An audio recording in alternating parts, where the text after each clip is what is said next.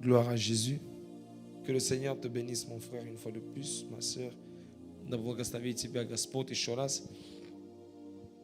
Aujourd'hui, lorsque j'étais en train de méditer et je demandais à l'Esprit pour savoir qu'est-ce qu'il fallait partager avec le peuple de Dieu, le Seigneur m'a parlé et il m'a dit, après l'œuvre de la consécration et du baptême que vous avez accompli, parle à mon peuple, parle-leur de la conversion.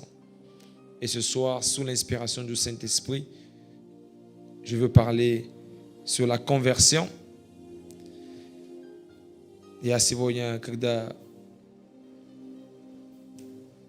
размышлял о том, что проповедовать сегодня, Дух Божий начал говорить ко мне и говорил, что после дела посвящения, крещения, которое вы сделали, иди и научи церкви об обращении. Так что сегодня я буду говорить об обращении. La conversion. La conversion. Ouvre ta Bible avec moi. Nous serons dans le livre des Actes des Apôtres, le chapitre 3. Открой со мной книга Деяния апостолов, 3 глава.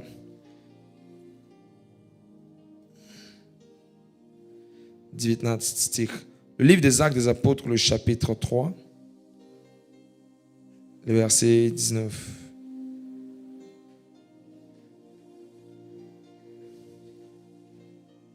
La Bible déclare ceci: Répentez-vous donc et convertissez-vous pour que vos péchés soient effacés.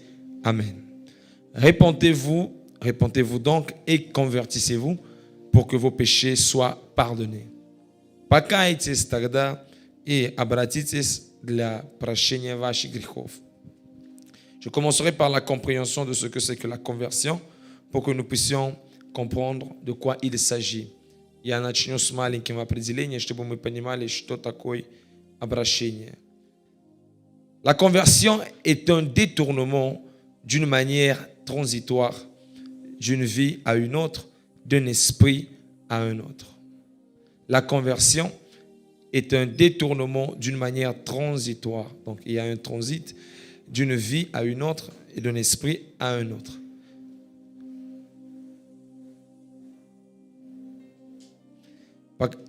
Обращение – это уходить, то есть с одной жизни, в другой, с одним духом в другой дух.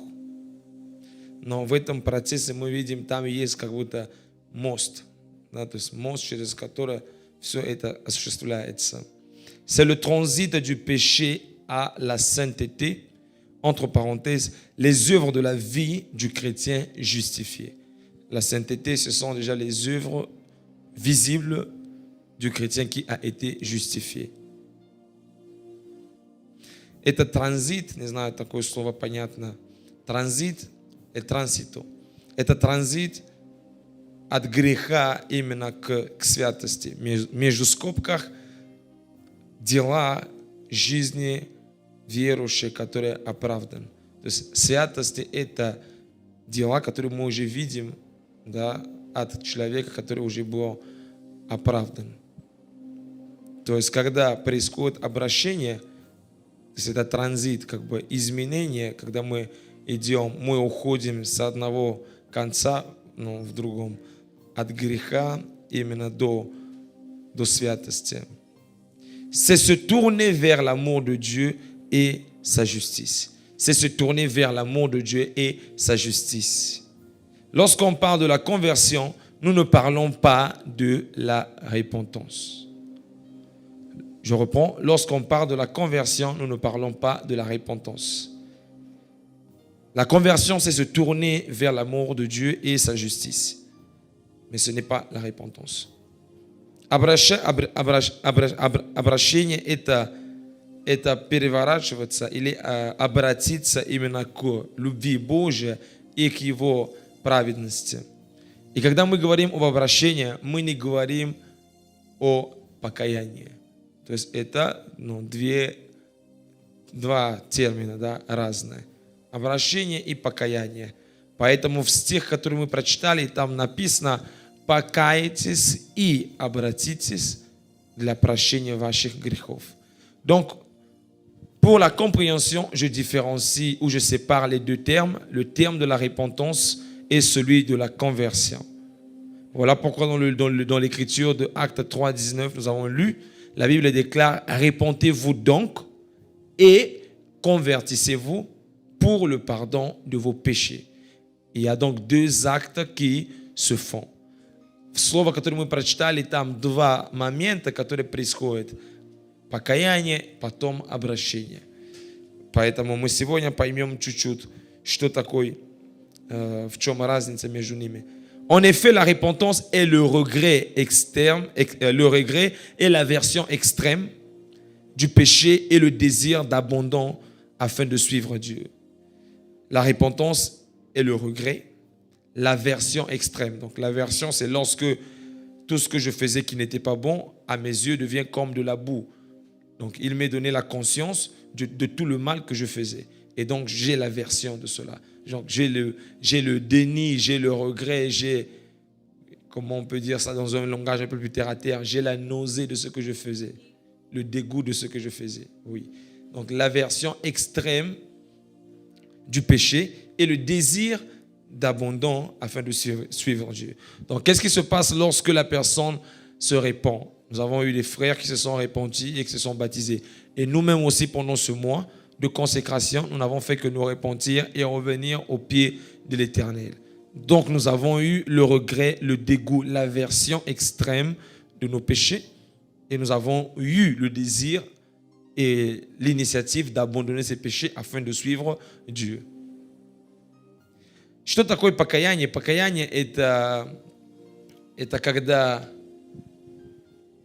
человек, он осознает, да, грех, он осознает, но также это, как это по-русски передать вам, это когда я уже смотрю на грех с такой, знаешь, с такой стыда, что я осознаю, что я так не должен был жить. Мне стыдно становится за это.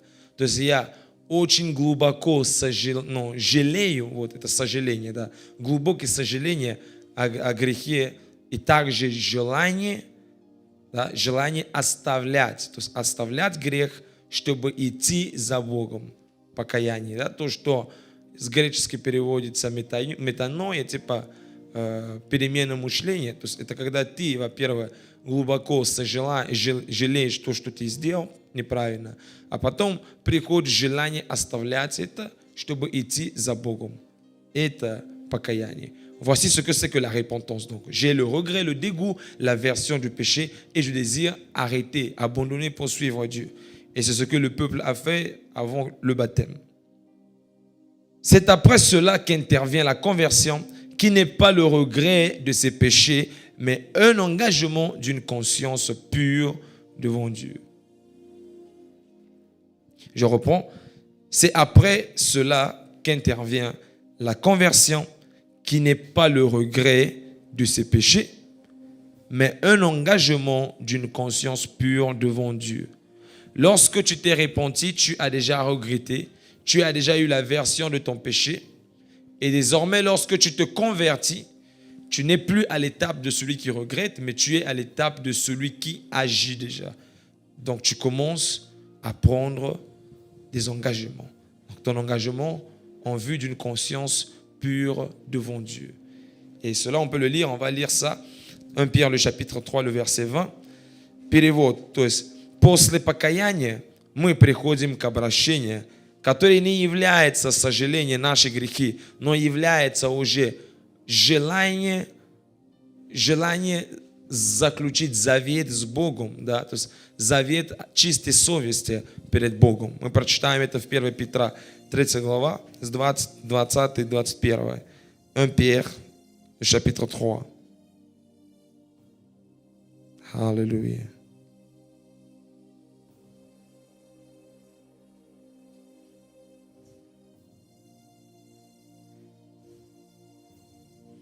La Bible déclare ceci.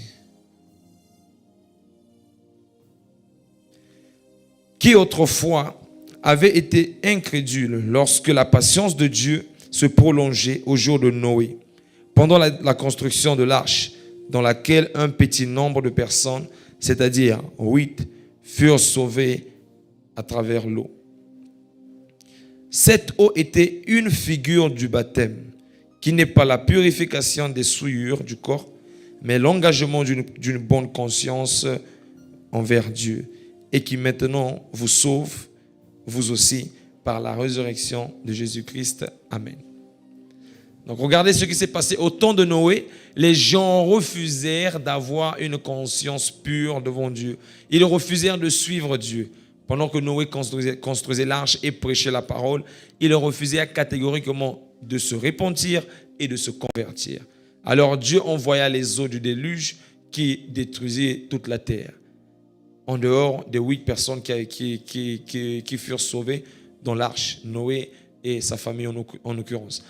Alors, nous voyons que ici, la parole nous dit, l'apôtre Pierre nous enseigne que nous ne sommes pas de ceux qui, comme au jour de Noé, n'écoutèrent pas. Mais nous, par le baptême que nous avons reçu, nous nous sommes repentis et nous nous sommes engagés d'avoir une conscience pure envers Dieu. Et c'est ce baptême-là et c'est cet engagement-là qui nous sauve aujourd'hui. En d'autres termes, lorsque la personne décide de se baptiser, elle prend un engagement de garder une conscience pure devant Dieu. Est-ce que quelqu'un me comprend? Il faut que tu arrives à différencier ces termes-là. Lorsque tu comprends la repentance, tu dois comprendre aussi la conversion. Что произошло? В одни Ноя люди не хотели слушать Слово Божие. Ной проповедовал, но они отказались покаяться и обращаться к Богу. И что произошло? Бог отправил потоп и потопил всю землю. И умерли все, кроме 8 человек, Ной и его семья. И апостол Петр, он говорит тут сегодня, для нас эти воды, для нас сегодня это образ крещения. И также я хотел бы сказать тебе, что крещение и есть вот это как это тут слово даже, вот это соглашение или желание с Богом заключить завета, но завет, в котором ты обещаешь доброй совести, чистой совести. И теперь этот же завет или желание тебя спасает, потому что ты идешь чисто перед Господом. То есть мы должны понимать, что когда мы крестимся, мы, во-первых, для крещения мы каемся, а потом, после нашего крещения, мы обещаем, вот обещание, слово пришло. То есть обращение – это обещание доброй совести Богу. То есть все те, кто крестились во Христе, они обещали Богу доброй и чистой совести. Donc, tous ceux qui se sont fait baptiser, ils ont promis à Dieu, ils se sont engagés d'avoir une conscience pure devant Dieu. Voilà pourquoi, mon frère, ma soeur, toi qui as été baptisé, toi qui marches avec le Seigneur, regarde, quelle est la conscience que tu as envers Dieu. Тогда смотри, брат мой и сестра моя, ты, кто ходишь с Богом, какая совесть твоя перед Господом, чиста или порочная? Est-ce que ta conscience est pure devant Dieu?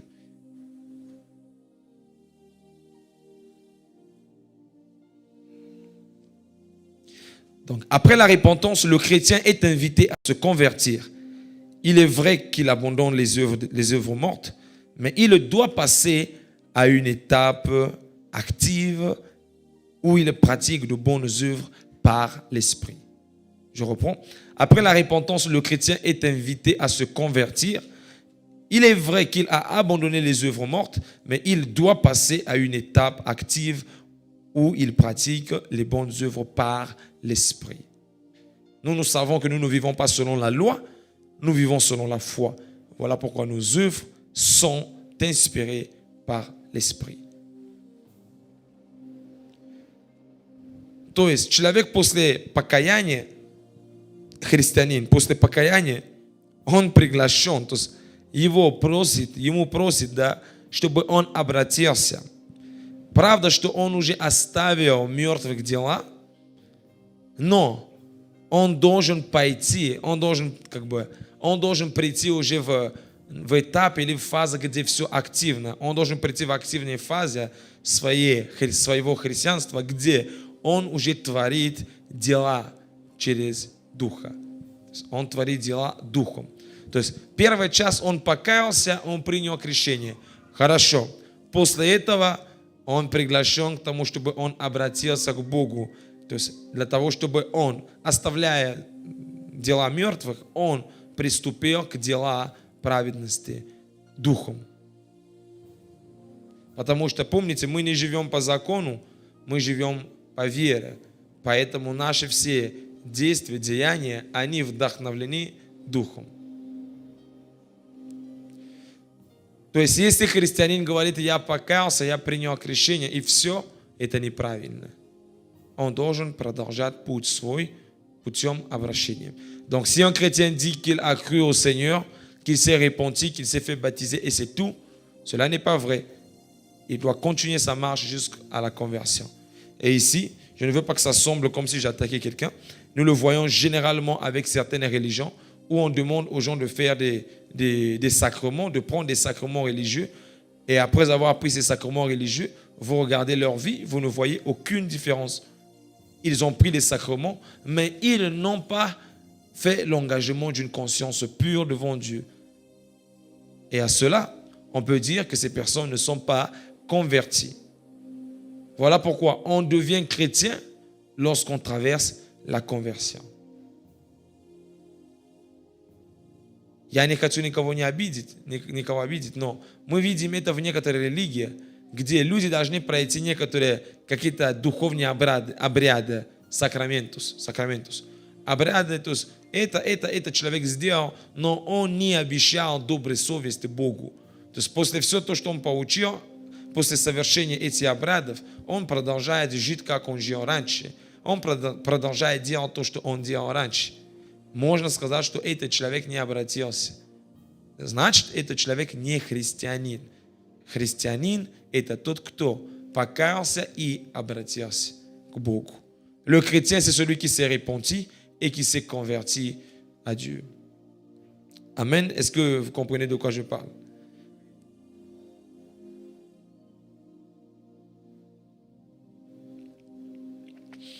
Écoute mon frère et ma sœur. C'est par la conversion que l'on protège son salut. Le salut que tu as reçu lorsque tu as été baptisé, pour que tu le protèges, tu dois le protéger par la conversion. C'est-à-dire par ton engagement de conscience pure. Брат, сестра, обращение защищает наше спасение. То есть, если человек обратился, его спасение сохраняется.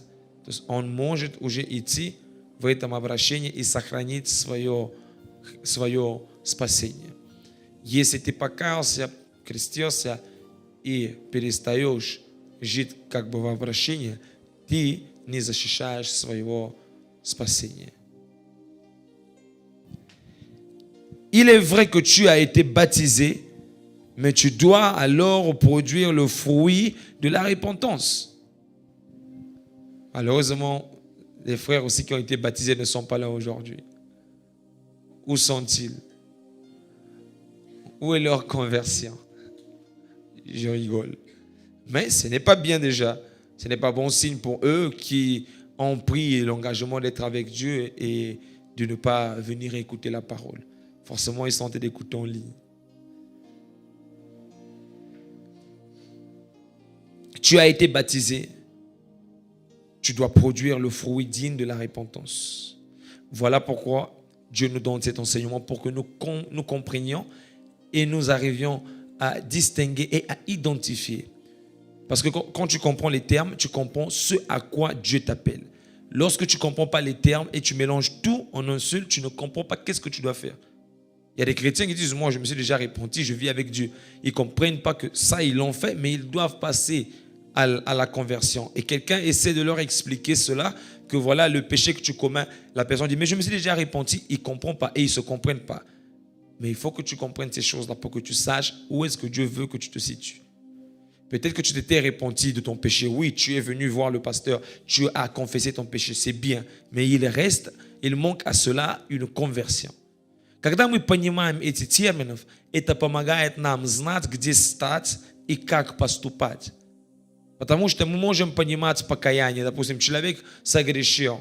Он пришел к пастору, рассказал об этом. И он считает, что все, он покаялся, он открыл об этом, он исповедовал, все. Но когда он понимает, что обращение это другой, он должен обратиться тогда в это плохое дело к Богу, он должен обратиться. Значит, он должен это оставлять. И он должен начинать действовать, как говорит праведности. То есть он должен поступать как праведный человек. Праведник.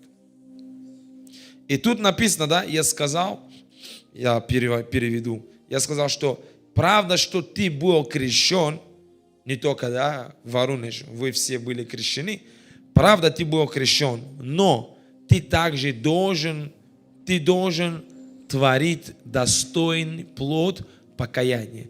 И как раз достойный плод покаяния и есть обращение. Если ты по-настоящему покаялся, где твой плод? Значит, где твое обращение? Если ты покаялся и ты ходишь в обращение, значит, покаяние твое действительное. Lorsque je parle du fruit de la repentance, je veux par là dire que s'il n'y a pas de conversion, c'est-à-dire il n'y a pas eu de bonne repentance. Donc le fruit digne de la repentance, c'est la conversion. Lorsque tu analyses la conversion de la personne, tu peux donc affirmer que sa repentance a été bien faite. Tu veux comprendre si la personne était un chrétien, regarde comment elle vit. Tu comprendras que par ses œuvres, cette personne ne s'est pas repentie. Посмотри на дела этого человека, на то, как он живет, и ты поймешь, покаяние его было ли хорошее покаяние, или действительно такое искреннее покаяние, ты поймешь, что нет. Поэтому ты всегда читал это местописание, я сегодня тебе открываю, что достойный плод покаяния есть обращение. Tu lisais toujours ce verset-là, peut-être que tu ne le comprenais pas. Produisez le fruit digne de la repentance. Le fruit digne de la repentance égale à la conversion. Matthieu le chapitre 3. Matthieu 3 глава.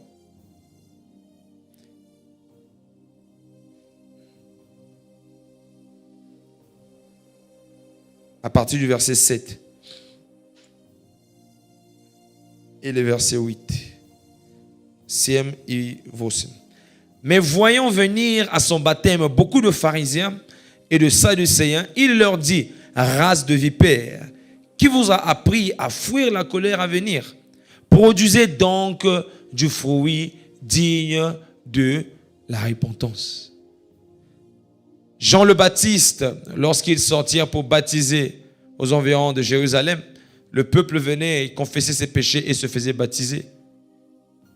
Et aussi, les pharisiens et les sadducéens voulurent emboîter le pas pour aussi recevoir le pardon de leurs péchés, sans pourtant confesser leurs péchés et sans pourtant se repentir.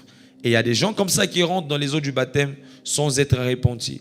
Il y a des gens qui veulent être baptisés tout simplement parce qu'ils pensent qu'en faisant cet acte-là, si Dieu venait demain, ils rentreraient au ciel. Sans comprendre que le sens même du baptême est caché dans la repentance. S'il n'y a pas de bonne repentance, le baptême est nul. Люди приходят, чтобы их крестили, потому что, если мой ребенок не будет крещен, если он умрет, он пойдет в ад. Они хотят креститься, потому что думают, если придет Иисус сегодня, они спасутся просто потому, что крестились. Они не понимают, что крещение без покаяния не действительно. Зря ты крестишься или покрестился. Это напрасно. Настоящее крещение – это крещение, которое подтверждается достойный плод покаяния. И тут саддукеи и фарисеи, они также приходили. Но мы читаем, что народ, он каялся, он покаялся, он исповедовал свои грехи. И он принимал крещение. А саддукеи и фарисеи услышали, говорили, мы также хотим прощения грехов. Кто не хочет? Все мы хотим. Поэтому мы тоже пойдем. Но они не обратились, и они не покаялись. И Иоанн говорил им, все, это не для вас. Il dit race de vipères. C'est la Bible qui parle, mon frère. Si un pasteur parle aujourd'hui, il parlait comme ça aujourd'hui, on dirait que ce pasteur-là, il n'aime pas les gens. Il n'a pas l'amour dans son cœur.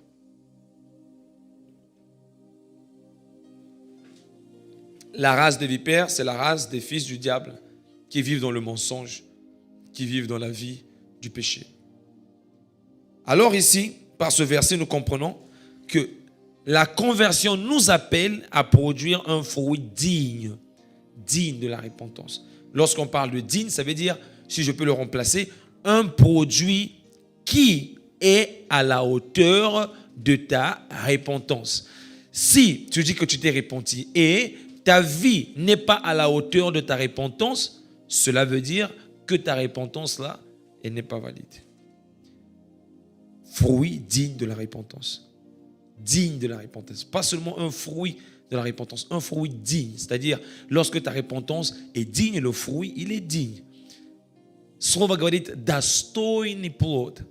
Не просто плод, но достойный. Что значит достойный плод покаяния? Другими словами, плод, который на уровень твоего покаяния. То есть уровень, если твое покаяние действительно, то твои деяния или плод твой, твоя жизнь должна быть достойна, то есть на уровень твоего покаяния. Поэтому если человек, он раньше крал, он раньше обманывал, достоин его плод, это когда он перестает обманывать. И все это видят и замечают. Говорят, да, мы знаем его. Раньше он очень много врал и очень много воровал, но сейчас мы ни разу не слышали, что он это сделал. On приносит достоин плод покаяния. Nous voyons, par exemple, si quelqu'un volait et quelqu'un montait, autour de cette personne-là, les personnes devraient donner le témoignage en disant, nous connaissons cet homme, nous connaissons cette femme. Avant, il ou elle volait, montait beaucoup. Mais depuis que cette personne a reçu le Christ, nous n'avons entendu aucun bruit ou aucune rumeur de vol ou de mensonge. Donc par là, la personne apporte un fruit digne de sa repentance. Toutes les fois que tu décides de repartir dans le monde ou de repartir au vomissement, comme dit l'apôtre Pierre, que le chien est reparti à ses vomissements, tu ne donnes pas un fruit digne de la repentance. Et toi-même, tu es en train de détruire ta propre récompense. Каждый раз, когда ты грешишь, ты сам разрушаешь плод свой. И он перестает быть достойным. И апостол Петр говорит, что пес вернулся к тому, что он вырвал. El perro volvió a sus vómitos. И каждый раз, когда ты сам предаешь свои члены, да, греху, ты сам разрушаешь своего покаяния. Так что давайте не будем как фарисеев, как саддукеи, которые имеют, да, образ верующих людей, но без достойный плод покаяния. Ne soyons pas, mes frères et mes sœurs, comme des pharisiens, des sadducéens, des scribes, qui ont la forme de la piété, mais qui ont renié ceux qui ont fait la force.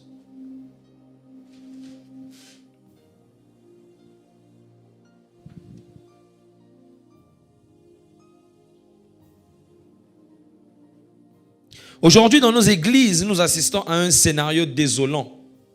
Pourquoi désolant? Selon lequel les personnes repenties vivent la même vie qu'elles vivaient avant ou auparavant. Cela est faire de Christ un ministre du péché.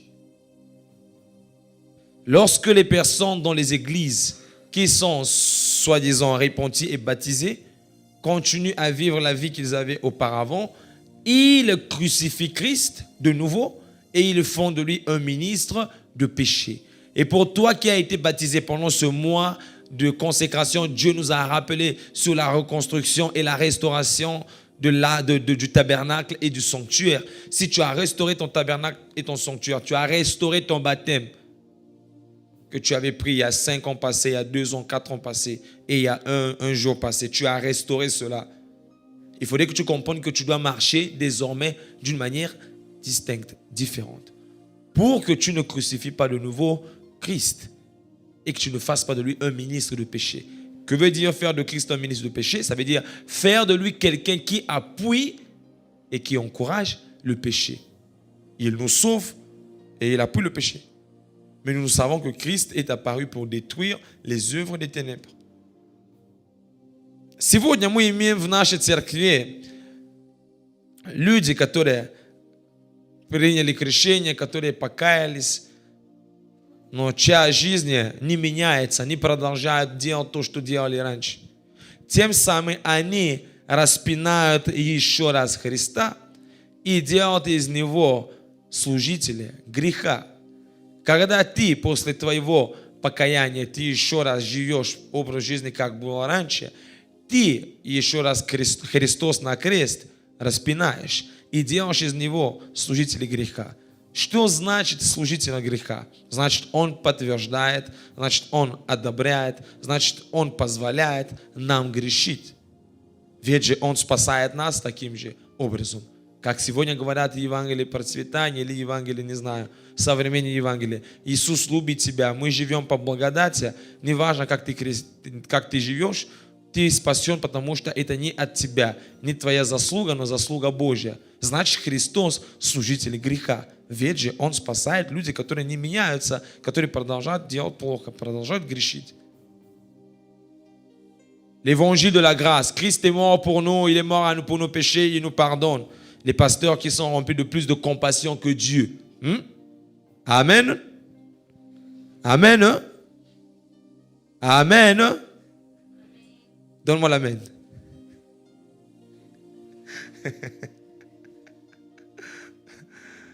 Les pasteurs et les chrétiens qui sont remplis de compassion plus que Dieu. Vous avez vu ça? Vous pouvez comprendre ça? Христиане и пасторы, которые больше милосердия имеют, чем Бога. О, надо понимать Его. А мы кто, чтобы судить Его? Вы знаете, как Ему сложно. Грех все равно, он когда-то уйдет от Него. Надо давать Ему время. Donnez-lui le temps. Pourquoi êtes-vous si dur avec lui? C'est Dieu qui pardonne et qui justifie. La Bible dit ne jugez point. Avant de regarder la paille qui est dans l'œil de l'autre, regarde ta propre paille. La Bible dit ne jugez pas et vous ne serez pas jugés. Qui es-tu pour dire qu'il vit mal? Ou même s'il vit avec un homme et avec une femme dans son appartement. Oh non, ici c'est pas grave. Oh non, en Europe c'est pas grave, ils doivent payer les factures. Toi tu sais pas, la personne n'a rien à manger, tu lui dis qu'elle peut plus aller travailler dans la boîte de nuit où on lui dit de pouvoir tirer les chichas. C'est le seul boulot qu'il a, il tire ses chichas.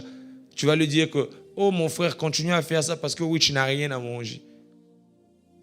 Est-ce que moi j'ai plus de compassion et je peux avoir plus de compassion que Jésus? Lorsque vous faites ça, vous voulez dire que vous avez plus de compassion que le Christ lui-même.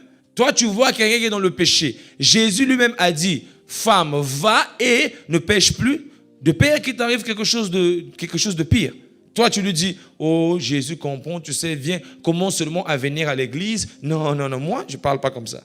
Oh, commence seulement à venir à l'église. Tu peux venir le premier jour, tu écoutes la parole et tu ne reviens plus. Parce que tu vas penser qu'on t'a jugé, on a parlé mal de toi. On n'a pas parlé mal de toi. La Bible et la parole est adressée à tout le monde, à moi aussi y compris. Donc moi, avec mes péchés, je ne dis pas, oh non, mais c'est vrai, non, moi aussi on peut me comprendre, je peux faire la même chose, non. Non, moi je me dis, ce en quoi je suis et qui n'est pas bien et qui n'honore pas Dieu, je dois rapidement, je dois immédiatement y remédier. Mais on a des chrétiens compatissants et des pasteurs compatissants plus que Jésus. Oh. Pastores y hermanos que tienen más compasión que Jesús mismo. Пасторы и братья, которые имеют милосердие больше, чем Христа, они понимают. Ils comprennent. Non! Appelle ce qui est péché, péché. Ne lui dis pas que non, ce que tu fais est bien. Dis-lui, mon frère, ma sœur, la manière dont tu vis n'est pas digne de Dieu. Apporte un produit, un fruit digne de la repentance. Sinon, lago du fogo. La cognée est déjà mise à la racine de l'arbre. Tout arbre qui ne produit pas de bons fruits sera coupé et jeté au feu. C'est à toi de lui dire ça. Il y a des membres dans ta famille qui continuent à pécher. Tu ne te poses pas la question pourquoi ils continuent à pécher. Parce qu'il n'y a pas un Jean-Baptiste dans la famille. Parce qu'il n'y a pas un Noé dans la famille. Or, nous sommes au temps où nous devons être des Noé pour notre famille. Nous devons être des Jean-Baptiste pour notre famille. Des hommes et des femmes, des frères et des sœurs qui se lèvent dans leur famille et qui disent que vous devrez détruire les autels de Baal. Vous ne devez pas vous unir avec ceux qui pratiquent l'idolâtrie, car ils sont en abomination envers Dieu. Il doit y avoir des Noé qui disent à leur famille, si quelqu'un détourne son oreille pour écouter la parole, sa prière est une abomination devant Dieu. Ne dites pas dans votre cœur que nous avons pour père Abraham, que nous prions le Dieu, je ne sais pas, des catholiques, nous prions le Dieu des protestants, nous prions les dieux des orthodoxes, nous prions le Dieu de l'islam. Ne dites pas ça. Produisez par contre un fruit digne de la repentance. Toi, tu as peur de dire ça dans ta famille. Tu as peur? Maintenant, toi, ton fruit digne de la repentance, c'est où? Puisque tu as peur. Люди сегодня боятся, говорят в их семье. Сегодня мы находимся в то время, когда Бог хочет, чтобы поднимались в наши семьями и Иоанна Крестителя, и Ноя. Люди, которые кричат, говорят, покайтесь, покайтесь. В семье они говорят, так как вы живете, это неправильно. Которые говорят, выходите и перестаньте делать идолопоклонство, ведь это мерзость перед Богом. Где люди, которые, и женщины, и мужи, которые говорят в их семьями, тот, кто уклоняет ухо свое от Слова Божьего, молитва его является мерзостью перед Богом. Где мы? Мы все как будто стали милосердие, но милосердие не в этом. Не говорите, что мы имеем как отец Авраама. Не говорите, что наша конфессия это протестантизм, это православие, это католики, это ислам. Но приносите или творите достойный плод покаяния. В твоей семье не каются люди. Почему? Потому что Иоанна Крестителя отрубили голову. Почему люди не заходят в ковчег? Потому что никто не строит этот ковчег. Pourquoi les gens de ta famille ne se répondent-ils pas? Parce que Jean le Baptiste, on a coupé la tête. On a coupé la tête de Jean le Baptiste et les gens ne se répondent pas. Comment se repentiront-ils? Comment se convertiront-ils s'ils n'entendent pas la parole? Et comment entendront-ils la parole s'il n'y a personne pour leur annoncer la parole? Romains le chapitre 10. Toi, ton rôle de chrétien, ça s'arrête maintenant à l'église. Comme tu viens à l'église, tu lis ta grosse Bible, tu fais tes programmes de prière, tu jeûnes beaucoup, pourquoi? Tu jeûnes beaucoup et tu pries beaucoup, pourquoi? Ta conversion là doit aussi aider les autres. Ты много молишься, ты много постишься, читаешь свою Библию, это хорошо, но обращение твое и должно помогать твои близкие спастись. В этом проявляется свет и соль, ведь же мы им являемся.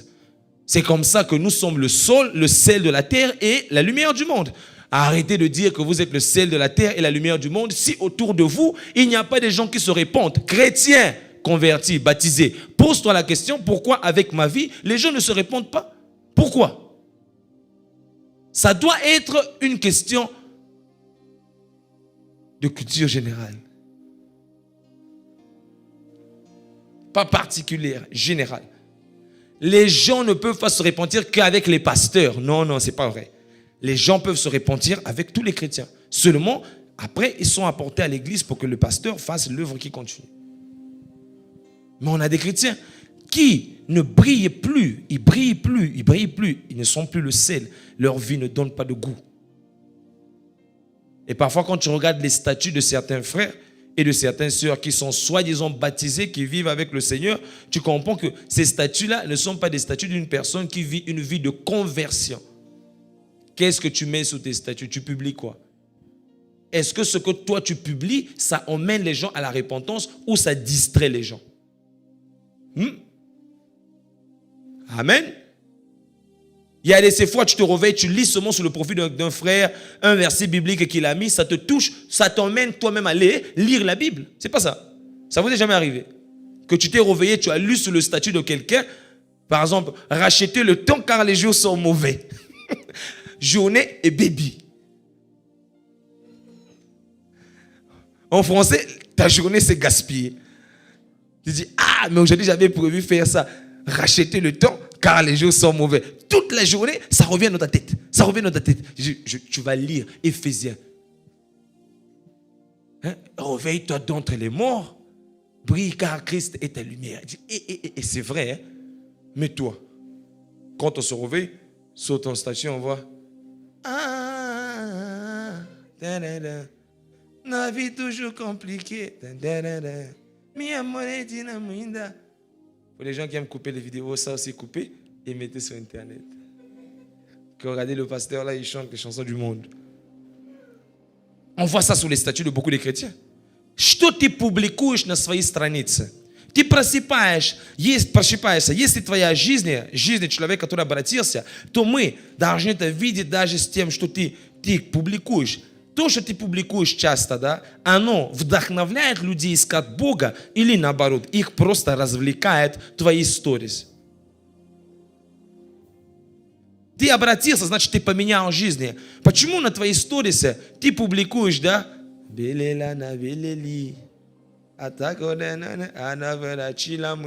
Ozo adorer Koutou Adolphe Chilamwina. Tu adores même Adolphe Chilamwina. Mawatro.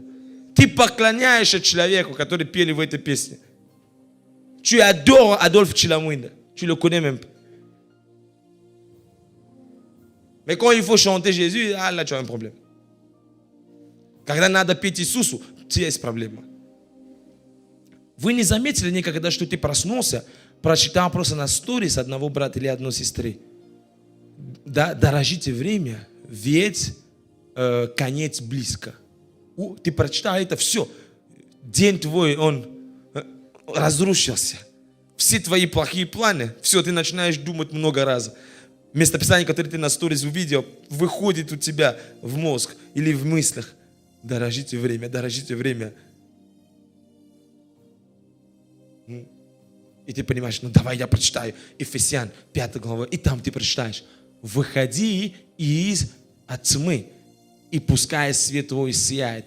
Христос хочет тебя осветить. Ты говоришь, да, правильно. То, что я хотел сегодня делать, это неправильно. Бог должен говорить каждый день через наши сторисы, через наши жизни. Аминь. Dieu doit parler chaque jour au travers de nos vies, au travers de nos statuts. Il doit parler de ça. Si je fais le sport, c'est Christ qui doit être glorifié par ce sport-là, pas le diable. Si je fais la musique, c'est Dieu qui doit être glorifié par cette musique, pas le diable. Si je fais des études, c'est Dieu qui doit être glorifié par ces études, pas le diable. C'est ça la vie de conversion. Если я музыкант, я спортсмен, я студент, то во всем это должен Христос прославляться. Тогда я могу говорить, что я обратился и живу в обращении, потому что все дает достойный плод покаяния.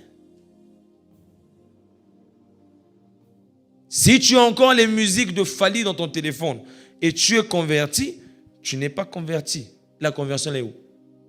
Elle est où? Si tu as encore les vidéos pornographiques dans ton téléphone, la conversion, elle est où? Si tu as encore les dossiers des gens que tu avais planifié mentir là, c'est encore dans ton téléphone, ta conversion, elle est où? Если у тебя еще есть видео порнографии в своем телефоне, обращение твое, где? Если у тебя еще музыка, Фали Пупа, это один из музыкантов, который у нас в стране, но скажем здесь в России Моргенштерн, ты еще не обратился. В чем твое обращение?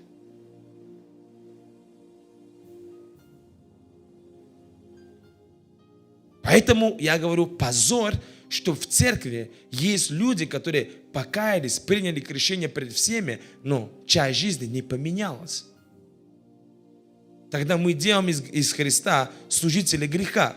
Malheureusement, c'est comme je le dis, c'est un scénario qui est désolant parce que nous trouvons dans des églises des frères qui sont baptisés publiquement ou qui viennent à l'église, on les reconnaît comme étant des fils de Dieu, les membres du corps du Christ, mais leur vie ne donne pas gloire à Dieu. Et ils crucifient encore le nouveau Christ. Ne pense pas que toi tu seras le plus compatissant. Par contre, l'aide que tu puisses donner à ton frère et à ta sœur, c'est lui dire la vérité. Amen. Apprenez à dire la vérité à vos frères et à vos sœurs.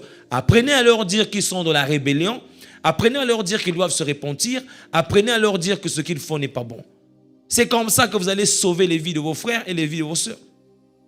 Научитесь говорить вашим братьям и сестрам, когда они в бунте, когда они роптают, когда они плохо поступают с Богом, когда они не слушаются. Научитесь говорить им, что брат, ты в грехе сейчас. Ты не переспал ни с какой девушкой, но ты не в послушании, ты в грехе. Apprenez à leur dire, c'est vrai que tu n'as pas commis l'impudicité, comme pour vous, c'est seulement celui qui commet l'impudicité qui pêche. Dis-lui, tu n'es pas obéissant, tu es désobéissant, tu es dans le péché. Le diable avait commis ça. Adam avait commis ça. Et toi qui fais ça aussi, tu es dans le péché. Moi, pour mon compte, j'aime les gens qui me disent la vérité. Moi, je n'ai pas peur de la vérité. Mais il y a des gens qui ont peur de la vérité et ils ont mal quand on leur dit la vérité. Ils vous fouillent même parce que vous leur dites la vérité. Ils ne veulent même pas être à côté de vous parce que s'ils sont à côté de vous, leurs erreurs seront mises à nu et tu le leur diras. Mais ils ne savent pas que c'est pour leur bien. Есть люди, которые не будут рядом с тобой, потому что они боятся, что ты будешь говорить им правду. Ведь когда они стоят рядом с тобой, они обнаруживают свои недостатки, грехи, и они боятся, и они удаляются от тебя. Ты должен нести всегда правду, а ты не говори, типа, это не моя проблема, я не буду судить. Но ты же знаешь об этом. C'est pas mon problème, je ne vais pas le juger. Mais tu connais ça? Tu connais ça? Ça veut dire que toi, si tu participes, la Bible déclare, ne participez pas aux œuvres fructueuses des ténèbres. Mais faites quoi? Dénoncez-les. On a des chrétiens qui ne veulent pas dénoncer. Non, c'est pas mon problème que le pasteur lui-même voit. Je ne peux pas dénoncer. Toi qui as vu ça, dénonce. Dans le livre de Deutéronome, il est écrit, si tu as vu ton frère qui a péché et que cela est confirmé par 2 témoins, vous devrez aller dire ça au sacrificateur et que le peuple fasse quoi? Que le peuple les lapide. Si on se rend compte après que vous étiez aussi au courant de l'histoire et que vous n'aviez pas parlé, vous aussi, vous serez condamné. Библия говорит в книге Второзакония, что если ты увидел брата твой, который начал грешить среди народа, идолопоклонство делать, занимается, ты должен находить другой брат, который будет вторым свидетелем. И вы должны оба пойти и сказать об этом священникам и народу, чтобы эти люди их камнями били. Если ты не делаешь это, ты также становишься соучастником. Апостол Павел говорит, не сообщайтесь, да, или не закрывайте, или не поддерживайте дела тьмы, но наоборот, что делайте? Судите их. No tengáis partes con las obras fructuosas de tinieblas, pero condenadlas. Человек, который обратился, он будет осуждать эти действия и деяния. Celui qui s'est converti, il va condamner les œuvres des ténèbres. Tant et dans sa vie et dans la vie des autres. Ce que j'ai fait n'est pas bon, cela est condamnable.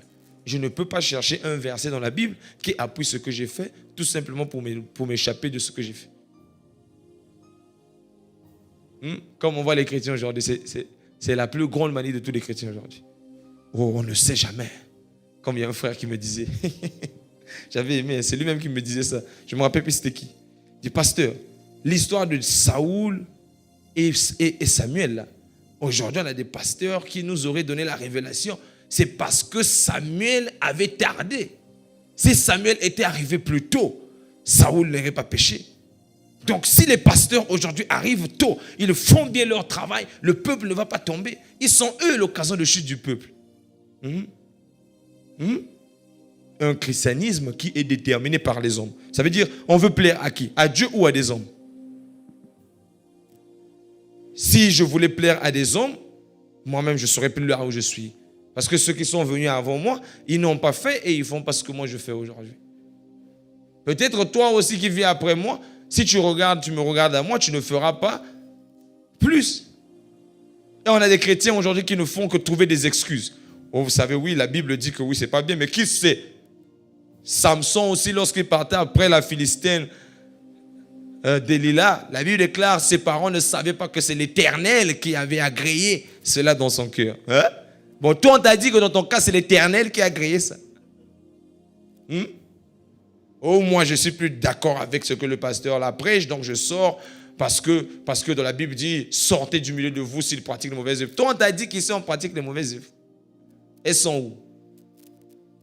Non. Et on fait que ça.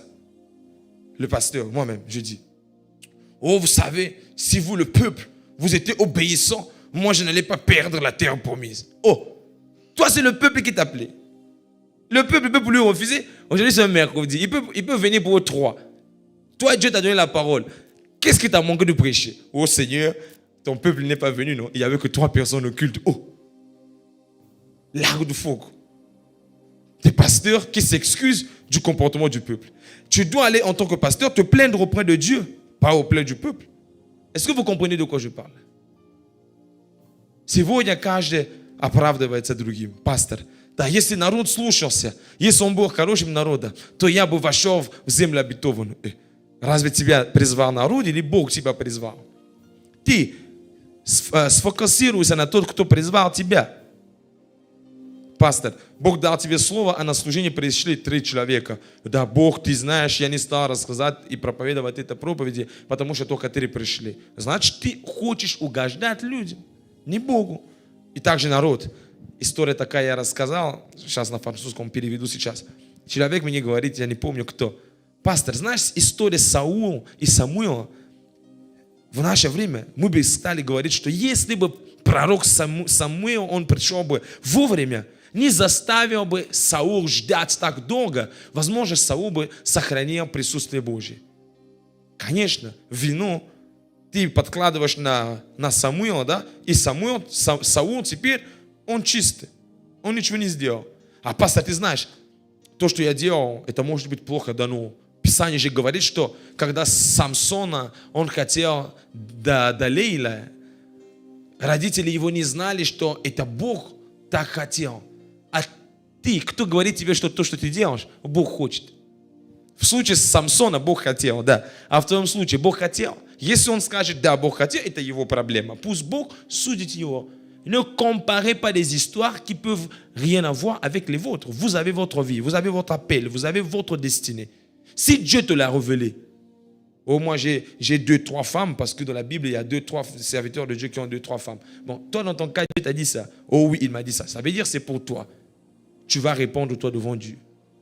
On a des chrétiens qui ne veulent pas donner un fruit digne de la repentance, mais qui se cachent, ils se cachent derrière ce qui est écrit. Sans pourtant comprendre même le sens. Ne faisons pas de Christ un ministre du péché. И не le crucifions pas une seconde fois. Давайте не будем делать из Христа служителя греха. Прочитаем Галат 2 глава. Галат, le chapitre 2.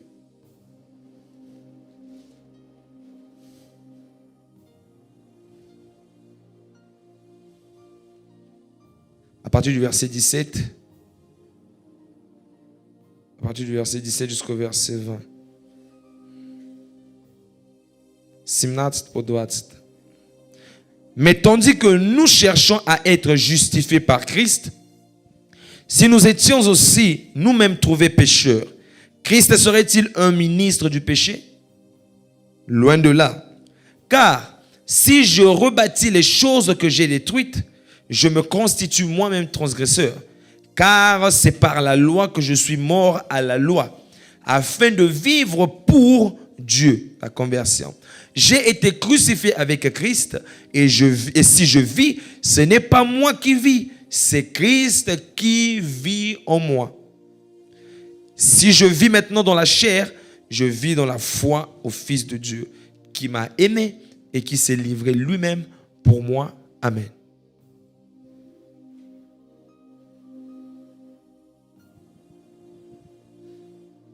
Je veux que l'Église transmette ce message à tout le peuple, à Voronezh, en Équateur, parce que nous sommes sortis de la consécration. Il faudrait que nous gardions ces choses. Я хочу, чтобы это слово передалось всю церковь, да, и в Эквадоре, и в Воронеже. Мы вышли или выходим еще 7 дней из посвящения. Мы должны хранить это путем обращения, сохранить эту жизнь. On doit conserver cette vie-là. И тут апостол Павел говорит, что если я сам созидаю то, что я разрушил, то я делаю из Христа служителя греха. Если ты сам созидаешь грех, который ты уничтожил, когда ты крестился, ты сам делаешь из Христа служителя греха. Si toi-même tu rebâtis le péché, les mauvaises œuvres auxquelles tu as renoncé avant que tu rentres dans les eaux du baptême, tu fais toi-même de Christ un ministre de péché. Toutefois que le chrétien se donne aux œuvres de la chair et aux convoitises de la chair, il fait de Christ un ministre du péché.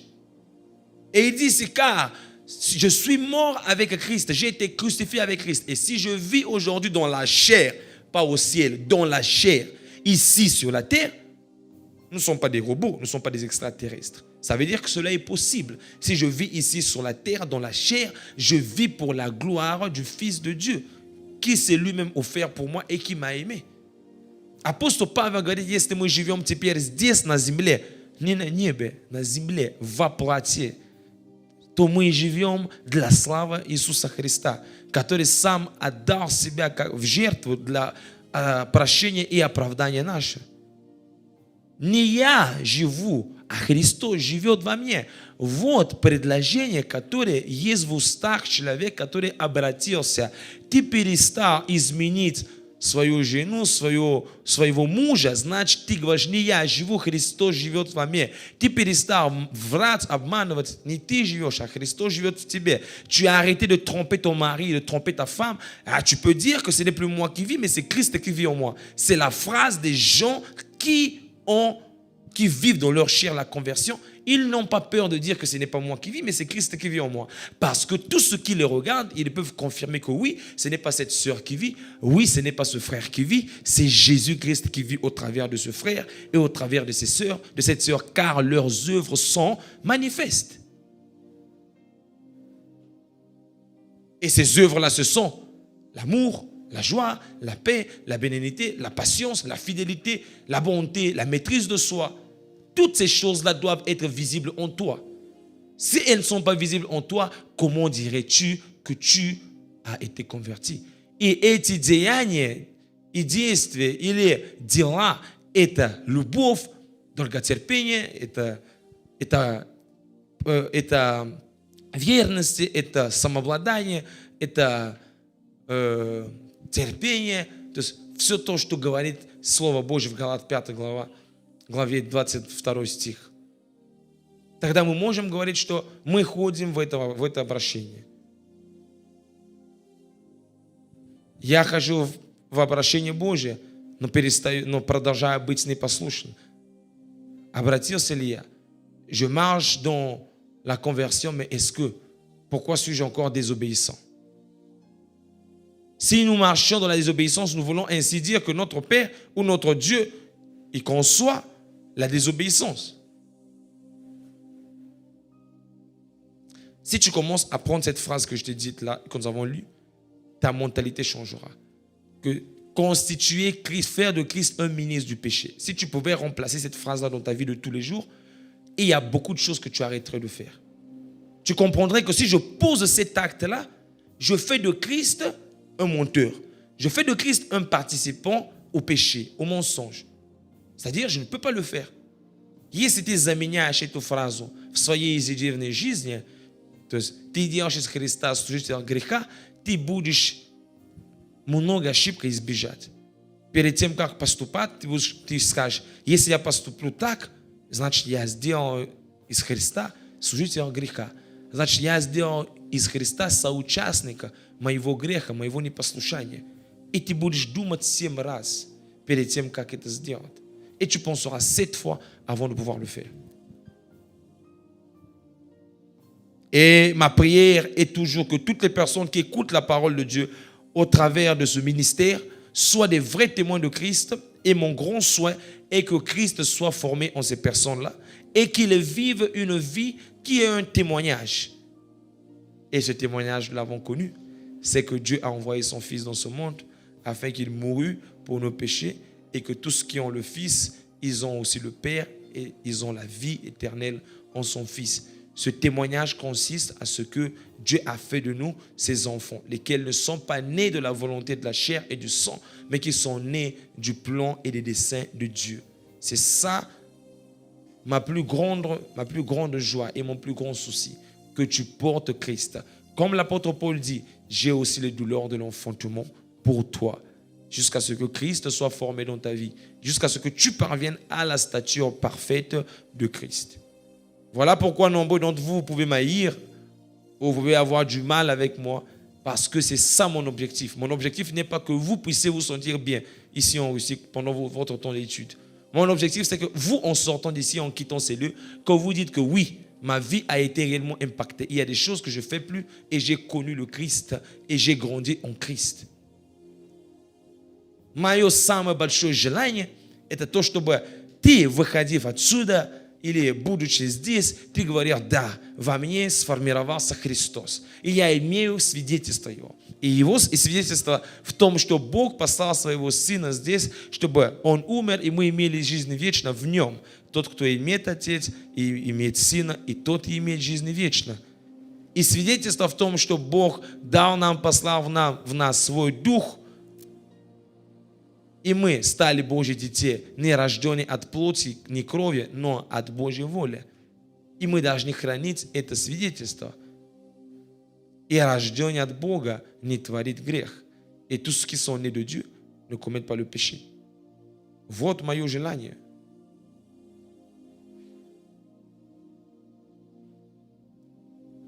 Amen. Les églises sont remplies de chrétiens hypocrites aujourd'hui. Et mon Dieu et le monde en même temps. C'est de l'hypocrisie, mes frères et sœurs. C'est de l'hypocrisie. Ne pas dire à une église qui aime et le monde et Dieu, ne pas leur dire, c'est de l'hypocrisie. Mais je connais l'esprit du Saint-Esprit, l'esprit de Jésus-Christ. Le témoignage de Jésus-Christ qui est l'esprit de la prophétie, dans le livre d'Apocalypse, il est dit que je connais tes œuvres. Il parle à l'église de Laodicée. Je sais que tu n'es ni chaud ni froid. Et je te vomirai de ma bouche. Mais nous, aujourd'hui, on est incapable de dire ça. Oh non, ne juge pas les églises des gens. Non, ces églises-là sont en train d'appuyer les gens qui vivent mal. Et ces gens-là sont en train de courir à leur perte. Et nous sommes aussi coupables et responsables. Dans le livre d'Ézéchiel, il est dit, si tu vois ton frère qui pêche, chapitre 33, et tu ne lui dis pas, tu ne sonnes pas la trompette, lorsque ce frère-là mourra, son sang retombera sur toi. Mais lorsque tu auras sonné la trompette, tu lui auras dit, et que celui-ci ne se détournerait point de sa voix, son sang retombera sur lui-même, tu seras tiré pour innocent de son sang. Слово Божье говорит в Езекииле 33, что если брат твой согрешил, и ты не вострубил, если он умрет, то кровь его будет на тебя. Но если ты ему сказал о том, что он делает неправильно, если он умрет, то ты будешь свободен от его смерти.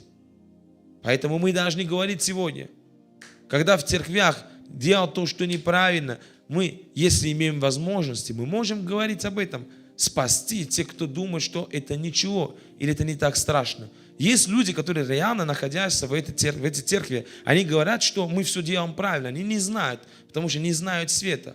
Il y a réellement des gens qui le croient de tout leur cœur. Il y a des catholiques qui le croient de tout leur cœur, qui sont dans une vraie église, mais ils ne savent pas qu'ils vont en enfer.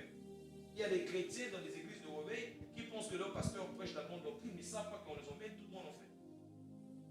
И он, есть люди, которые, некоторые церкви, католические церкви, православные церкви, они не знают, что они пойдут в ад.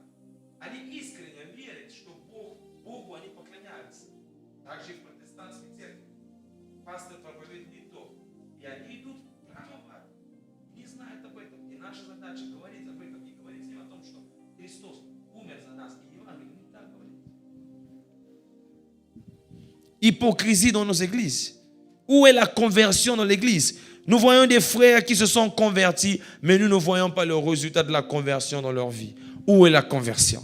Nous voyons des sœurs qui se sont converties, mais nous ne voyons pas l'image d'une femme qui fait profession de la parole, qui s'est convertie. Tu ne prophétisais pas avant, tu avais beaucoup de longs mèches qui tombaient jusqu'à tes genoux là. 10 boucles d'oreilles sur tout ton corps compté. Un make-up exagéré. Et aujourd'hui, l'Esprit de Dieu a été répandu sur toi, tu prophétises aussi. Et tu viens toujours avec des longs ongles. Et vous ne voulez pas qu'on dise ces choses-là. Va, coupe tes ongles. Parce que c'est ça la vraie conversion. Voilà pourquoi je crois aussi que les frères, lorsque nous changeons notre apparence et nous nous efforçons à changer ce que nous faisions avant, ce n'est même pas que nous commettons des péchés en faisant ces choses-là. Avoir, par exemple, la coiffure que j'avais lorsque j'étais dans le monde, ce n'est peut-être pas un péché que je garde cette coiffure-là, ce n'est pas un péché. Mais il faut que ma conversion soit visible. C'est-à-dire, ces œuvres-là, je les avais quand j'étais le Caleb dans le monde. Aujourd'hui que je suis le Caleb qui est en Christ, il faut que je m'efforce à donner une nouvelle image. L'image qui est celui qui est né de nouveau.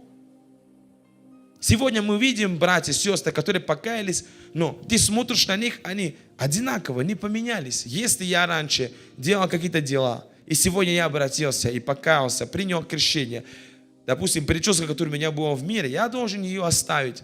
Не потому что это грех, но это образ, который я имел, когда я еще находился в мире. Но сейчас я во Христе, я новое творение, я даже свой образ меняю. И женщина, да, ты раньше не пророчествовал, и у тебя были такие длинные такие ногти, макияж прямо чрезмерно сделано. И еще африканские волосы, которые делал прямо до самого пола.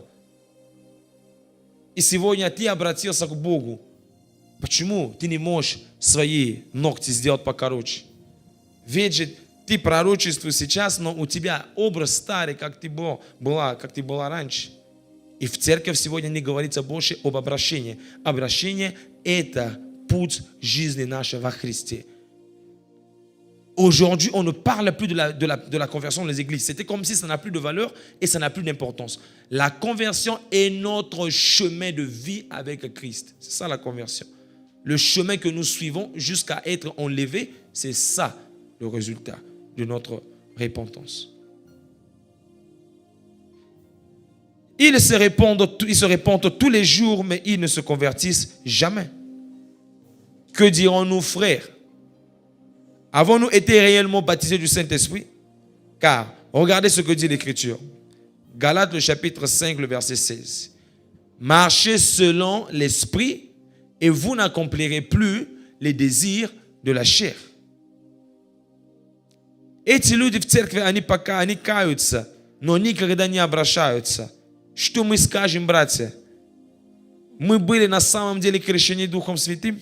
Смотрите, что говорит Писание. Галат 5:16. Ходите по Духу, и вы не будете исполнять возжеления плоти. Давайте прочитаем еще Римлянам, 8 глава, с 5 стиха по 8 стиха. On va lire encore le livre de Romains, l'épître de l'apôtre Paul aux Romains, le chapitre 8. À partir du verset 5 jusqu'au verset 8. Lis attentivement. Слушай и читай внимательно. Ceux, en effet, qui vivent selon la chair s'affectionnent aux choses de la chair. Tandis que ceux qui vivent selon l'esprit s'affectionnent aux choses de l'esprit. Et l'affection de la chair, c'est la mort. Tandis que l'affection de l'esprit, c'est la vie et la paix. Car l'affection de la chair est l'inimitié contre Dieu, parce qu'elle ne se soumet pas à la loi de Dieu et qu'elle ne le peut même pas. Or, ceux qui vivent selon la chair ne sauraient plaire à Dieu. Amen.